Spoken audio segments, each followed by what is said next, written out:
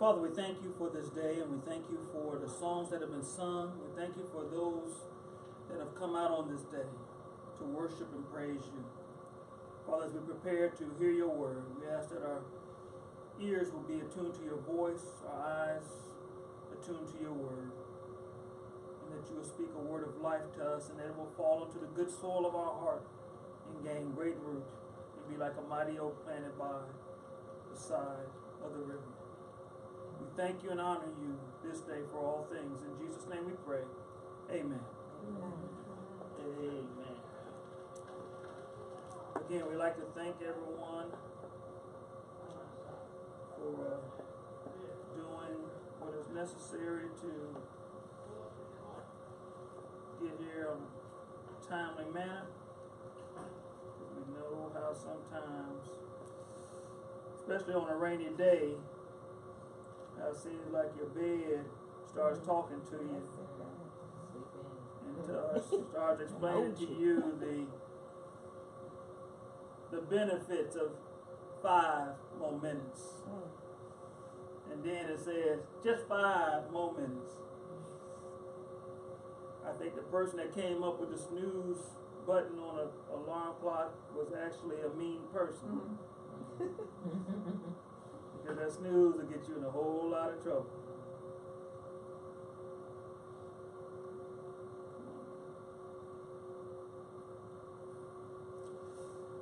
We are still in Amos, hanging out with Amos, and this is the 5th iteration of this series. We have one more after this. And as I was preparing this week for this message, I was a little bit uncomfortable because we're getting ready to talk about some stuff that we're not going to like, but we need to talk about it because our whole goal, our whole desire is for us to be better, to do better. And so, if you go on our Facebook page and write something about today's message, I'm going to block it.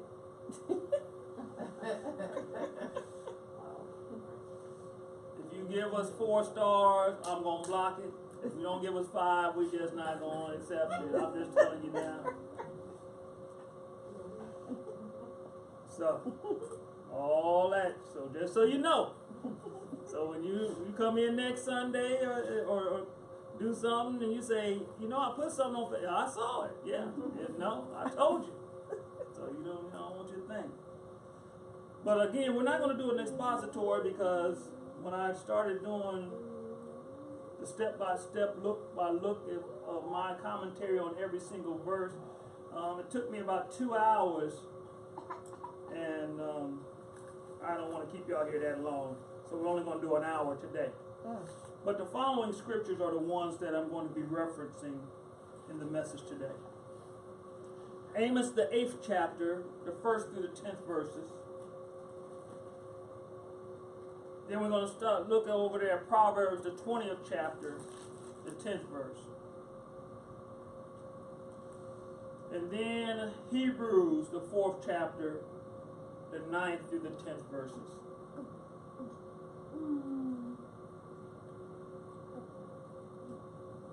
The 5th episode of Let Justice Roll, we find that Amos, who we've discovered was actually just a little old businessman down in the country of Judah, was called by God to go up to Israel and to explain to them or to prophesy to them, to proclaim to them his judgment on the surrounding countries that have been persecuting the Jewish people, the nation of Israel. And after he got up there and he did all this, then God told him to talk to his people. And we discovered that the Israelites, the nation of Israel, was doing some down low dirty stuff.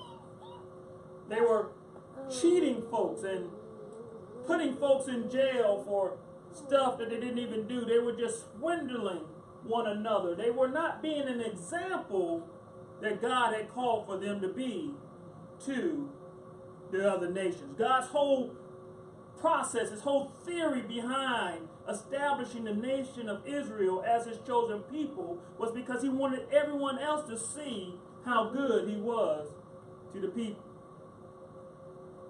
But them Israelites, you know, sometimes I relate more to them than what I really want to. People try to do good things for you and you just mess it up. You just act like you just really, like these old folks you say, you act like you ain't got no home training. You just want to mess it up because you can mess it up. And the same thing, they had decided that, you know, God, we appreciate everything you're doing for us. You know, we really do. We appreciate it, but we just want to be like everybody else. We want to do it like everybody else. And as they start doing it like everybody else, they start falling further and further away from what God told them would be most beneficial for them. How many, no, I won't say how many. When I was growing up, me and my dad, we didn't get along. I just knew he was too old. He didn't know what he was talking about. This was a new generation. And then I got married. And I had to call my dad and I said, Daddy, I'm so sorry. I said, and he just started laughing. And my dad he wasn't about a lot of words, so he just started laughing. He just said,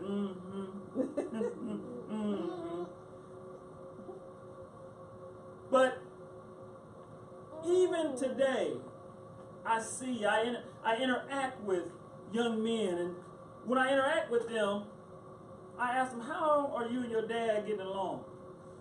And depending on their age, you get to see either a good smile or you'll see this, oh, why you had to bring, you know, because as you're watching this situation, you're saying, that man don't know what he's talking about. That boy, 50 years old, 60 years old, you know, when you're 20, 50 is an old age. Mm-hmm. You know, and so the same thing, the people of Israel thought they knew more than God. Even though God created them, they knew better than God. The problem was they didn't get the wisdom to finally go back and say, you know what, God, I believe you was right. God had to send folks to say, y'all know y'all wrong, y'all continue to do wrong, God's having mercy on you, but God's mercy only runs for so long. And here we are, we now come to where Amos is talking to them, and he's saying, listen, you guys, last week, if you remember, we started talking about that God had taken the plumb line, which was a device used to make sure something was perfectly vertical, and he began to place the plumb line up against the nation of Israel and say, y'all out of tolerances. Things are getting ready to happen if you don't get back in tolerance. Here's another chance. And so now we come to the 8th chapter, and we see here in the 8th chapter, God says, Amos, what you see? Amos says, I see a basket of ripe fruit. Now, I know, like I said, I know y'all ain't country folks. Y'all probably ain't even seen a farm except on television. But anyway, when you look at what they do on a farm, they have certain seasons, even on a farm, that they will harvest the items.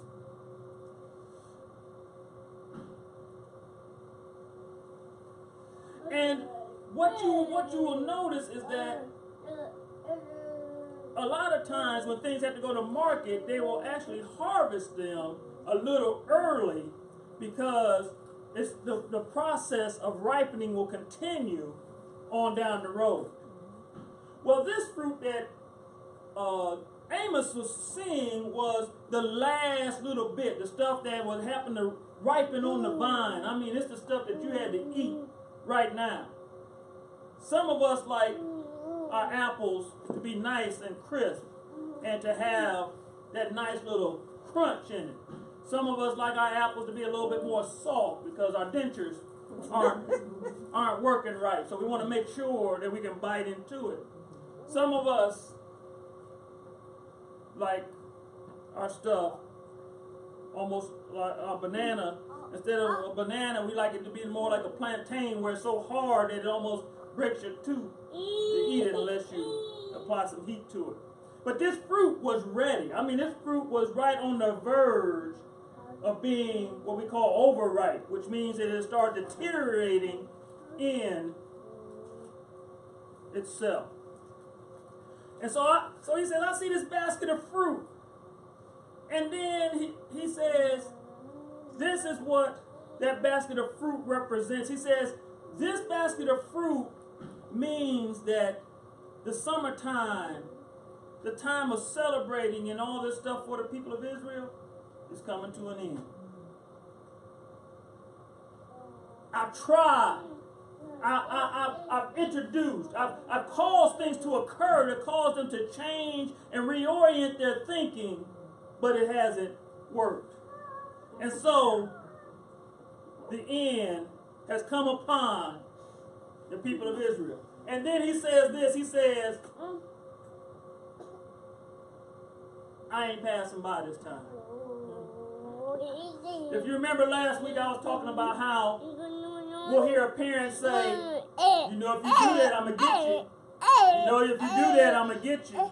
You know, if I'm going to do that, I'm going to get you. And you can hear that so many times. But there's a certain frequency in the voice. Then we know the belt has already been disengaged from the pants. And now we getting ready to suffer the consequences. Now, when I was growing up, you got 2 times. On a good day, you might have got 3 times to get the warning. And some days, you ain't even get the warning.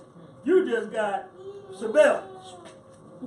Especially if you're sitting in church and you start giggling at the preacher when he did something funny when he wasn't supposed to be laughing.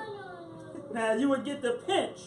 And as I heard a guy say, you get the pinch and the twist. When you got the pinch and the twist, then you knew you was really in trouble. And so as we look at this situation, God says this is it.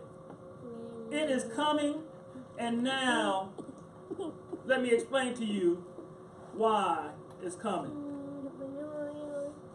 He says when it comes, it's going to be so detrimental to them. The temple was a spot where you would go in and you would sing praises and you would honor God and you would bless God. But he says everybody's going to be crying. There's going to be wailing. He said it's going to be so much pain when this comes. Have you ever been so despondent that when you opened your mouth, nothing came out? Have you ever felt so bad, hurt so bad, that you couldn't articulate your pain? And when you opened your mouth, sound would not resonate from your vocal cords. He's saying that's what's coming. He's saying there's going to be death. There's going to be dead bodies everywhere. And instead of crying, there'll be silence.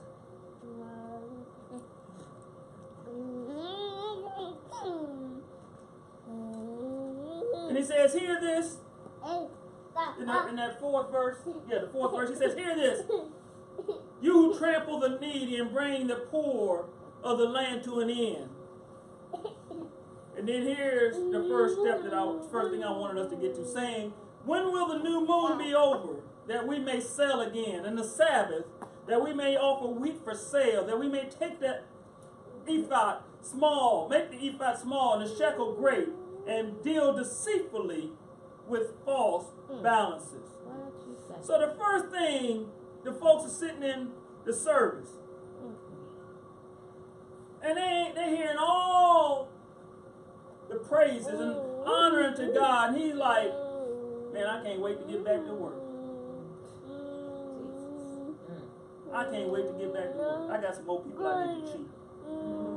I got some people that I need to sell.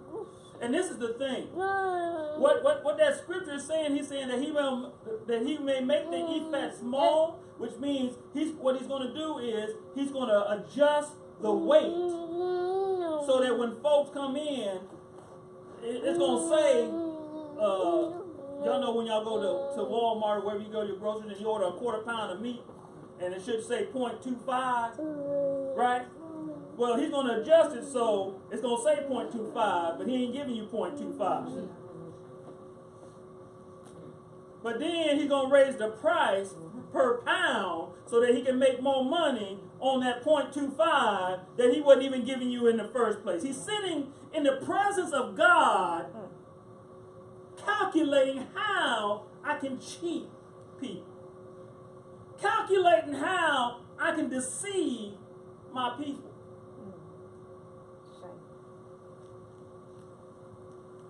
God don't like ugly. And so, if you bounce over there to Proverbs, the 20th chapter, and the 10th verse, it says this, it says, false weights and unequal measures. The Lord detests double standards of this kind. The reason God was so against you doing this was because measurement was supposed to be the only thing that was absolute. If it was a pound weight, because what they would do is they have a scale, and they would put the weight here, and then they would put the merchandise that you were purchasing here. So if this was a pound here, then once it balanced, we knew it was supposed to be a pound. But that wasn't how they were doing business. They were manipulating the weight so that what would happen was, instead of this being the truth, this was being a lie so that what you received was deception. And God's saying, no, this, which should be the standard, should be true. And if this is not true, then this makes the merchandise or the result also false. And God says, I hate folks that do that. Not only did he say hate, he said detest. He said, I can't even fathom that you would do something like this. But they're sitting, now let me help you remember this.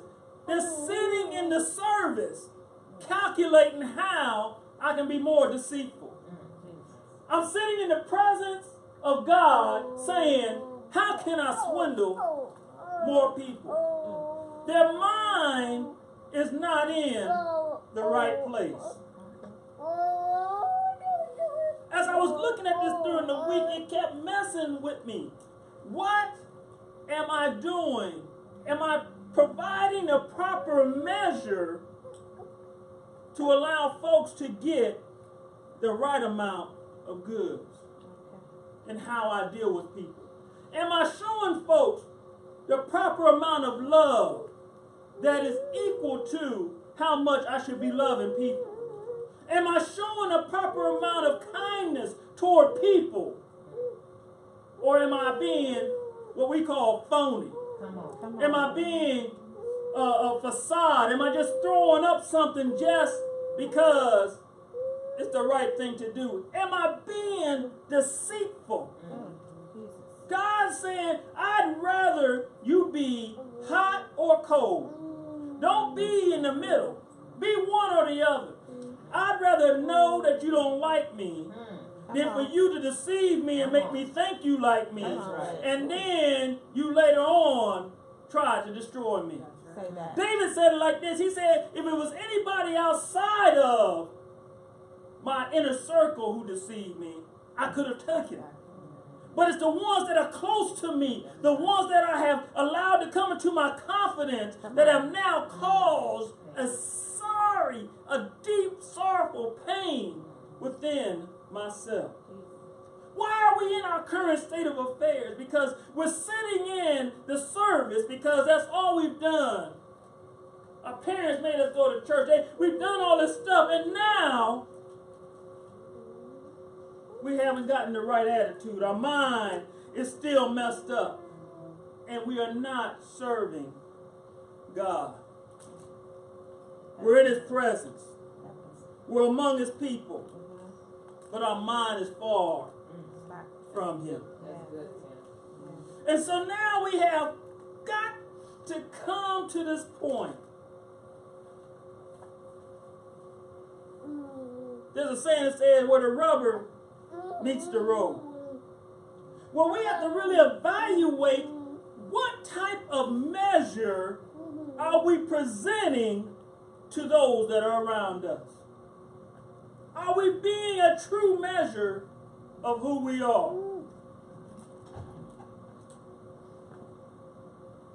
Have you ever went out to dinner with someone and you're looking to have a good time, and the whole time that person's sitting there on their cell phone? They just looking at their cell phone. They got their cell phone and they like, yeah, yeah, yeah, yeah, and you ain't even saying nothing. They still, and that just proves that they ain't paying you no attention. Come on with it. The same type of mentality these folks had to God. I'm in the presence of God, worshiping God, but what I have is more important than who you are. Well. And so now we've got an issue here. We got a problem, God. I got to stop work on Sundays and come in here. For them it was Friday to Saturday. But I got to come in here and I can't be making no money. I got a problem, God. God, I need to...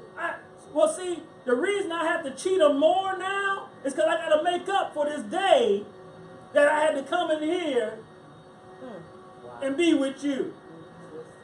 God, can you make an adjustment so that I can do what I need to do?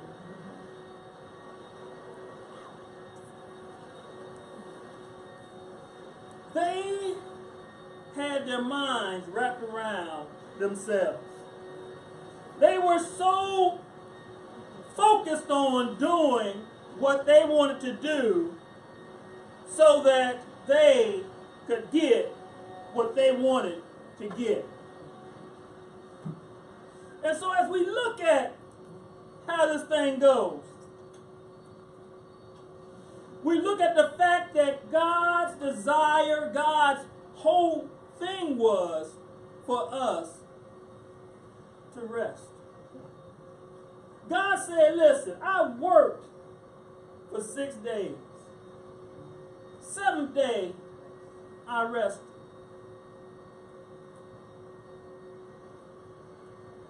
I want y'all to do the same thing. Because all the other nations around you, everybody else just believes in working. But I want to show that you can work 6 days, serve me the 7th day, rest in me on the 7th day, and do better than those that work 7 days. So, this is what I want you to do. We're going to call it the Sabbath, the day of cessation, which means everything stops. You don't do nothing on this day. The problem became where folks looked at the day and did not look at the spirit of the day. We got folks now fighting over what is the Sabbath. The Sabbath is the time of rest. It's not a day. Come on.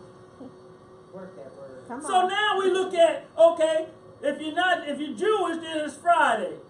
If you're Seventh-day Adventist, it's Saturday. If you're everybody else, it's Sunday. What day is the Sabbath? The Sabbath is every day, because the Sabbath is a mentality and not a day. Come on.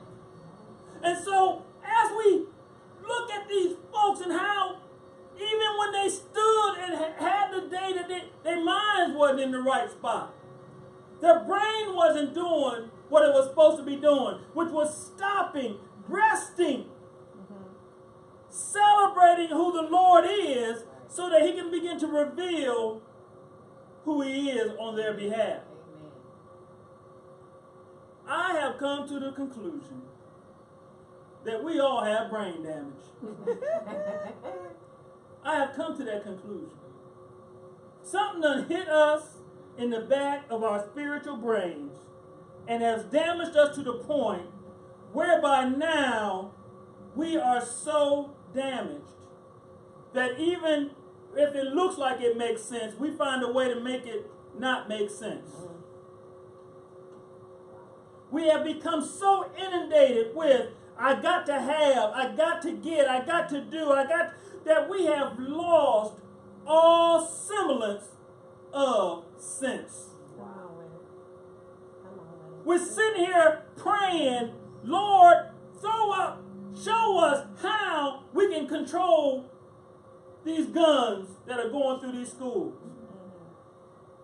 And I have never seen, in my 29 years of military service, I've never seen a rifle or a pistol jump out of the rack and walk around a room and go do something. Right. I've never seen the mechanical or the mechanism do anything. I have always seen a person manipulate that item. So why are we so focused on the instrument instead of the initiator? Come on. Because we're brain damaged. Our brain is not functioning right. We think that we can put up laws. We found out in the 20s when we tried to make a law to tell people don't drink. That was some of the craziest, worst times in this nation's history.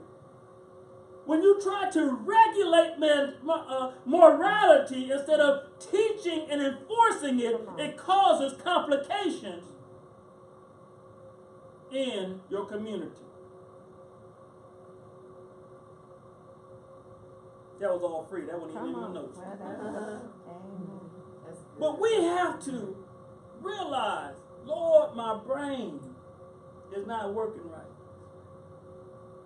I need to find this place of rest in you. You know, I have been blessed to be what I call retired. I was blessed to serve in the military and to retire. And a lot of times folks go and get another occupation and so they can get another retirement later on. But God had worked it out for me so that I didn't have to do that. So I'm retired. And folks be like, you retired? How old are you? It ain't about an age. It's about setting things up so that you can, I'm not a morning person. But some mornings, I just don't want to get out of bed.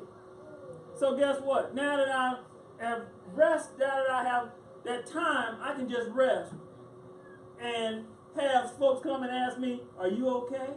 Mm-hmm. Are you gonna get up? Mm-mm.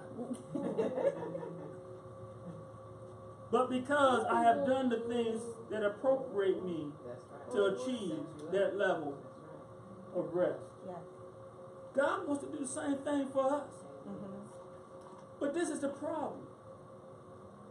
Because God doesn't do it immediately, we think it ain't going to work. Because God ain't microwave it for us or Amazon it to us in 2 days. The process of rest is having an assurance that God has this all worked out for me already. Amen. And I don't have to do it like everybody else because God's got this worked out for me already. And if God's got it worked out for me already, all I got to do is listen to Him and go at the rate that He tells me to go, and then it's going to work out the way God has it for me. And then when I come to worship, I can focus on worshiping God because if I know you more, I can hear you better. If I can hear you better, then I can do what you want for me to do. It's such a complex situation that God would make it, I'll tell you that you can do in 6 days what most people can't even do in 7. Come on. We even tried to regulate that. Mm-hmm. We had the blue laws back in the day. So some of y'all too young to know about the blue law. The blue law was no business could be open on Sundays. Mm-hmm. No business could be open on Sundays. Some of y'all like, what? Even Walmart? Even Walmart? Nobody. They wouldn't. Sam Walton was one of the ones that was going through the blue law back in the day. But the problem is, now we have lost all sight of who God is. We have removed Him. We're just saying it's all about the money. Come on. And because it's all about the money, it doesn't matter about how we think or how we live. And because we have lost our focus, now we are raising up generations that have no focus. And now because they have no focus, however I feel is how we're going to react. So I'm mad at you at school, and I got a weapon, so now I'm going to go to the school, and I'm going to shoot y'all because I don't like y'all. Because that's how I feel. I did not mean to get on that today. Let me close with this. Let's look at Hebrews, the 4th chapter.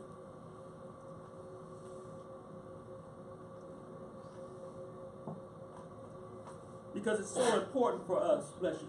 It's so important to us. I would recommend that you read all of it, but I just want to hit you with this. It says, so then, there remains a Sabbath rest for the people of God. There is a Sabbath, a time where everything else doesn't matter. And you just rest in God. God has that established for us. And it says, for whoever has entered God's rest has also rested from his work as God did from his. Now let me hit y'all with that real quick, and then I'm going to give you a sticky note and call it a day. I told you it took me 2 hours to get because this was good to me. God is saying, listen, I worked 6 days, rested on the 7th. Now think about this. Did God really have to rest on the 7th day? Think about this. All he did it as an example to show us how we should be living if we are his children. I ain't got a problem with working. When I was in the military, 15-hour day was nothing but a drop in the bucket. Doing that for months on end was nothing but a drop in the bucket. But you got to a point where they would say, you need to take some time off. And see, I was the kind, when you told me to take some time off, cell phone was off, everything was, we tried to contact you. No, you told me to take some time off. And that's how God, he wants us to say, if I want to rest in God, I'm not going to let my body, my mind, my spirit get wrapped around all this other stuff going on. God, I'm resting in you. I need you to take care of this. God, I need you to take care of this. And as we wait in God, and as we rest in him, in the confidence that his word is true, just relaxing in that, and knowing that he's got all this under control, it causes a peace. Yes. It causes, if you look at it, you'll be like, I should be upset about this. But I know God's got it. I should be mad about this. But I know God's got it. You know, I should really be upset. But I'm resting in God. Because that's what he wants us to not be wrapped around doing the works. He wants us to have that relationship with him. That's what his desire is for us. Our sticky note for this week is quite simple. Sticky note is simply something that I believe that we should kind of marinate on throughout the week. And our sticky note is so simple this week, y'all going to be like, oh, wow, I wish this would be this simple every week, but I just had to give it to you the way it come to me. Sticky note for this week is rest is God ordained. Rest is God ordained.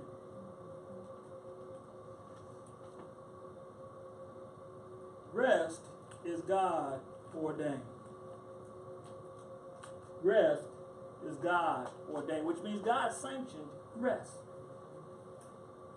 God wants us to get rest. That's why it's important for you. Now, let me hit you with this.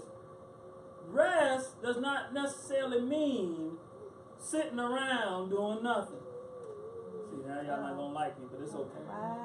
Rest just means not being so inundated with what's going on. Rest is exercise. Oh Lord, I'm cussed up in the church. Rest is exercise. Rest is eating properly. Rest is disengaging yourself and just relaxing. That's when you sit around and just.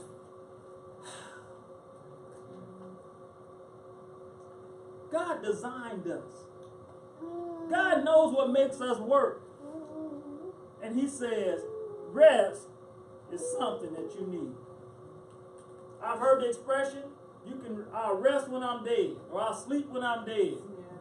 You don't get no sleep, you're going to be dead. Right.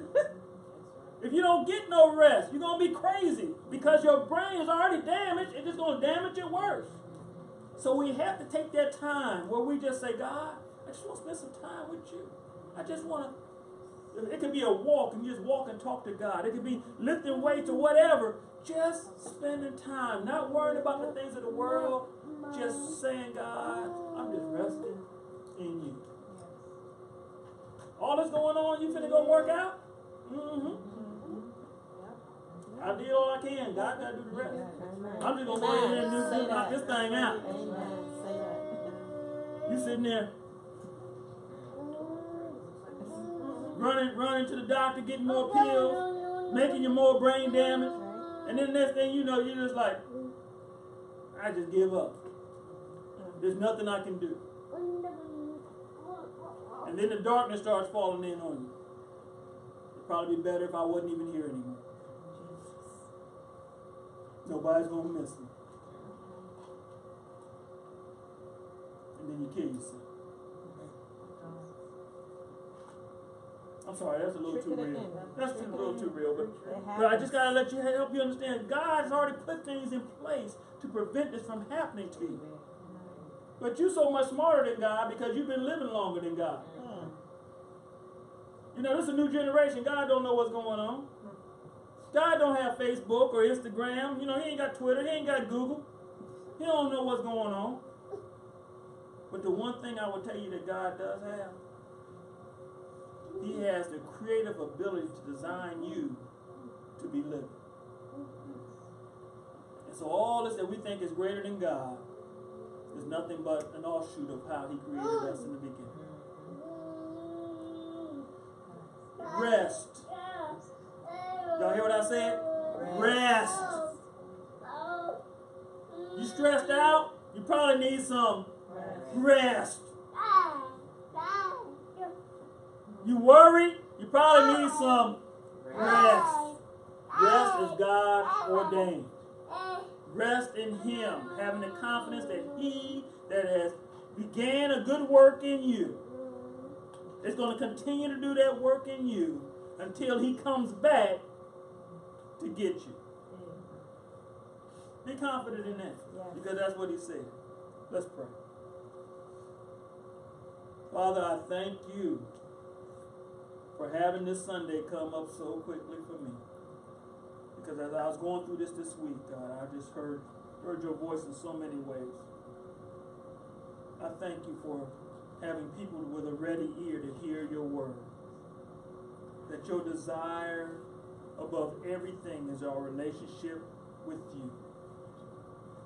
And that we will just rest in the confidence of knowing that you will work everything out for our good, according to the purpose that you have destined us for. Give us wisdom even now to turn everything over And as Jesus said, that we will take his yoke upon us, because his yoke is easy and the burden is light. And that we will live as you are the preeminent of our lives. And that our mind will not be focused on all these other things. But you said if we seek you first in your righteousness, that you just throw all the other things in, just as a side benefit of making you number one. So we thank you, honor you, and bless you for this word of rest.